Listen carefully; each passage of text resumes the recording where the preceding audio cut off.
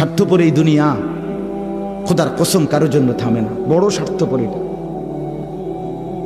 আগের গাড়ির 3 জন প্যাসেঞ্জারও যদি রক্তে ভাইসা যায়, মইরাও যায়, পিছনে জ্যাম বাজলে এরা শুনতেছে যে সামনের গাড়ি অ্যাক্সিডেন্ট করে 2 জন লোক মরে গেছে, এরা এরপরও চিল্লায় যে পুলিশ কই, রাস্তা ক্লিয়ার করে নাকা, মূল্যে মরছে না মূল্যটি সরাও।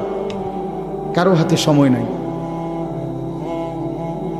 স্বার্থপর এই দুনিয়া, কারোর জন্য থামে না রে বাপ। হ্যাঁ, যেদিন বাপের জানাজা পড়ে, যেদিন বাপের লাশ কবরে দাফন করে, সেদিনও বংশধর সন্তান ছেলে মেয়ে ঘন্টাখানিক 2-4 ঘন্টা কাইন্দা কাটটা হইলো, রাতের বেলা ঠিকই ভাত খায়। হ্যাঁ, খায় না?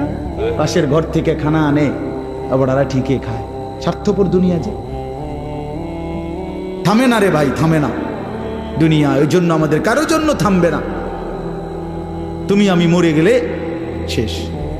আবারও বলছি এই কথাটা, আমি মরে গেলে এরপরে পৃথিবী যত আধুনিকে হোক না কেন, আমার কি কথা বুঝছিনি? আমি মরার পরে যদি সবার ঘর স্বর্ণের বাড়ি হয়ে যায়, তো আমার লাভ হইল কি? আমার মৃত্যুর পরে যদি সব মানুষ আধুনিক হইয়া সাঁদের দেশেও জায়গা, আমার ফায়দা কি?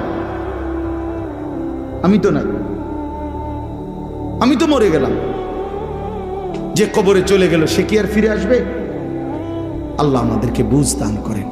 এই জন্য ছেলেরা, রাত গভীরে বন্ধু চলো নিয়ত করি 5 ওয়াক্ত নামাজ পড়বো ইনশাআল্লাহ। ভাইয়া নষ্ট হইও না, নষ্ট হইও না, চরিত্রহীন হইও না বাপ।